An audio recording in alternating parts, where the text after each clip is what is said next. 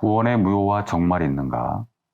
오늘의 주제 선고는 요한복음 6장 37절로부터 39절까지입니다. 아버지께서 내게 주시는 자는 다 내게로 올 것이요 내게 오는 자는 내가 결코 내쫓지 아니하리라. 내가 하늘에서 내려온 것은 내 뜻을 행하려 함이 아니요 나를 보내신 이의 뜻을 행하려 함이니라. 나를 보내신 이의 뜻은 내게 주신 자 중에 내가 하나도 잃어버리지 아니하고 마지막 날에 다시 살리는 이것이니라. 39절의 영문 성경을 옮겨봅니다. 그리고 이것이 나를 보내오신 아버지의 뜻인데 이는 아버지께서 내게 보내주신 모든 자 중에서 내가 아무도 잃지 말아야 할 것이며 마지막 날에 다시 일으켜야 한다는 것이다. 오늘 말씀의 의미는 구원의 영원성 여부에 대한 신학적 해석, 즉 한 번 구원은 영원하다와 영원하지 않고 잃어버릴 수 있다라는 상반된 입장에 대하여 분석을 하려는 것이 아닙니다. 오로지 성경에 담겨있는 하나님의 그 뜻을 온전히 쫓아가는 것이 우선이며 더불어 바라는 것은 혹시라도 한 사람의 크리스천이 하나님 앞에 어떤 극도의 죄악을 저지르고 스스로 회복 불가라고 생각하며 자포자기하거나 불안 속에 평강을 잃어버린 삶을 살아가시는 분께 격려의 말씀이 되고자 함입니다. 오늘의 주제 선구 중 39절은 신기하게도 한 번 구원은 영원하다와 그렇지 않다고 하는 양쪽 진영에서 똑같이 자기의 주장을 이야기할 때 사용되는 근거 구절이기도 하다는 것입니다. 한 번 구원은 영원하다고 믿는 신학자들은 문자 그대로 해석한 결과이며 또 다른 신학자들은 하나도 잃어버리지 아니하고 라는 말씀 속에는 하나를 잃어버릴 가능성을 내포하는 것이기 때문에 하나도 잃어버리기를 원치 않으시는 예수님의 마음을 강조하시기 위해 이렇게 말씀하시는 것이다 라는 견해를 펴고 있습니다. 그래서 구원을 잃어버릴 수 있다고 주장하는 학자들은 다음과 같은 성경의 이야기들을 근거로 하는데, 첫째, 구원을 예표하는 구약의 출애굽 사건에서 모세를 대적하여 산채로 땅속으로 삼켜져 출애굽 행렬에서 이탈한 고라와 그 일당들의 멸망 사건, 민수기 16장 32절. 두 번째, 가룟 유다가 예수님을 배반하여 자살하고 12 제자 중에서 이탈한 사건, 마태복음 27장 5절. 세 번째, 내게 범죄한 죄는 책에서 지우리라고 모세와 대화하신 하나님의 말씀, 출애굽기 32장 33절이 대표적인 근거입니다.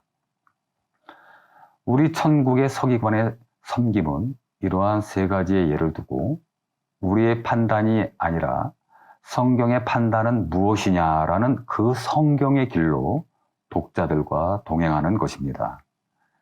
저희와 같이 그 길을 동행하시다가 끝이 보일 때쯤에 예수님께서 말씀하신 대로 또 어찌하여 옳은 것을 스스로 판단치 아니하느냐? 누가복음 12장 57절. 즉 각자에게 밝혀주시는 깨달음에 따라 옳은 것을 스스로 판단하시어 마음에 주시는 평강을 누리시기를 바랍니다. 그럼 오늘은 첫 번째 고라와 그 일당들을 판단하시는 성경의 시각을 쫓아 들어가 봅시다. 모세와 출애굽의 행렬은 사도행전 7장 38절에서 광야교회라고 말씀하셨습니다. 고라와 그 일당들은 그 광야교회의 성원이었습니다. 고라는 레이지파였고 그 후손들 역시 성막에서 문지기와 찬양대의 역할을 담당했습니다. 더욱이 시편에서는 고라 자손의 노래가 기록되어 있습니다. 우리가 교회에서 일반적으로 말하는 예를 빌리자면 고라는 모태신앙이요 교회의 지도자 위치에 있는 사람이요 믿음이 충만했던 자라고 할 수 있습니다. 아마 고라 본인도 그렇게 생각하고 있었을 것이며 현재의 우리도 고라와 같은 자를 교회에서 볼 때 그를 구원받은 훌륭한 크리스찬이라고 생각했을 것입니다. 그런데 유다서 1장 5절에서는 출애굽 사건과 그 이후 믿지 아니하는 자들을 어떻게 벌하시는가를 말씀하여 주시는데, 그 믿지 아니하는 자들은 소돔과 고모라와 같이 영원한 불의 형벌의 본보기가 되었다고 말씀하셨습니다. 유다서 1장 7절. 그럼 이 영원한 불의 형벌을 받은 사람들은 어떤 사람들이냐?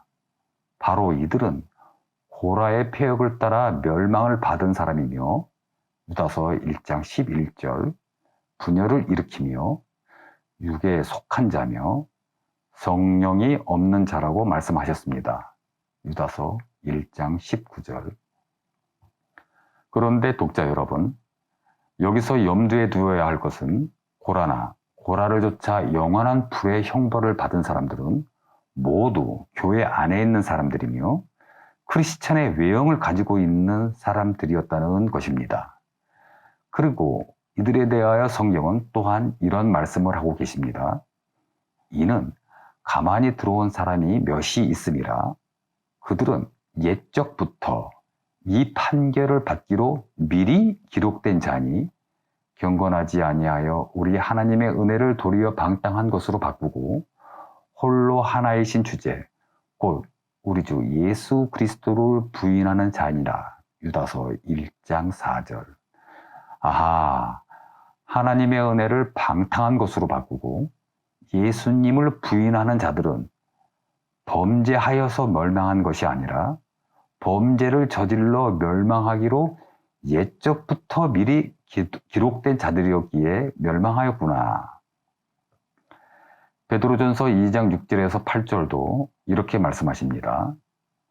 성경에 기록되었을 때 보라, 내가 택한 보배로운 모퉁이 돌을 시온에 두노니 그를 믿는 자는 부끄러움을 당하지 아니하리라 하였으니, 그러므로 믿는 너희에게는 보배이나 믿지 아니하는 자에게는 건축자들이 버린 그 돌이 모퉁이의 머릿돌이 되고 또한 부딪히는 돌과 걸려 넘어지게 하는 바위가 되었다 하였느니라. 그들이 말씀을 순종하지 아니함으로 넘어지나니 이는 그들을 이렇게 정하신 것이라. 8절의 영문 성경을 옮겨봅니다. 곧 불순종하면서 그 말씀에 실족하는 자들에게는 그분께서 실족시킴의 돌과 범죄의 바위로 만들어져 있는데 거기에까지 또한 그들이 지정되었습니다. 아하, 이들도 말씀을 순종하지 아니함으로 넘어진 것이 아니라 말씀을 순종하지 않고 넘어지도록 이미 그들을 그렇게 정하신 것이구나. 데살로니가 후서 2장 11절에서는 불의로 멸망할 자들에게 강한 미혹의 역사를 보내시어 그들이 더욱 거짓말을 믿게 만들어 심판을 받게 하신다고 하셨는데, 반면에 하나님의 자녀에게는 너희를 택하사 성령의 거룩하게 하심과 진리를 믿음으로 구원을 받게 하심이니 이는 처음부터, 즉 태초부터 그렇게 정하신 것이라고 말씀하셨습니다. 여기서 처음부터의 처음은 from the beginning, 헬라어로는 아르케인데 요한복음 1장 1절에서의 태초의 말씀이 계시니라, 그 태초와 같습니다. 즉 구원받은 사람은 태초부터 그렇게 정하신 하나님의 자녀이고, 멸망하는 사람은 태초부터 이미 멸망당하기로 예정된 사탄의 활동을 따르는 사탄의 자녀이며, 데살로니가 후서 2장 9절, 숨어 있다가 교회 안에서 드러나게 될 마귀의 자녀로서 태초부터 마귀의 자녀인 것입니다. 요한일서 3장 10절. 믿음과 구원을 받았다가 잃어버린 것이 아닙니다. 원래 그러한 종자이기 때문입니다. 다음 구원의 무효와 정말 있는가 2편에서는 가룟 유다 이야기로 계속 이어가겠습니다. 감사합니다.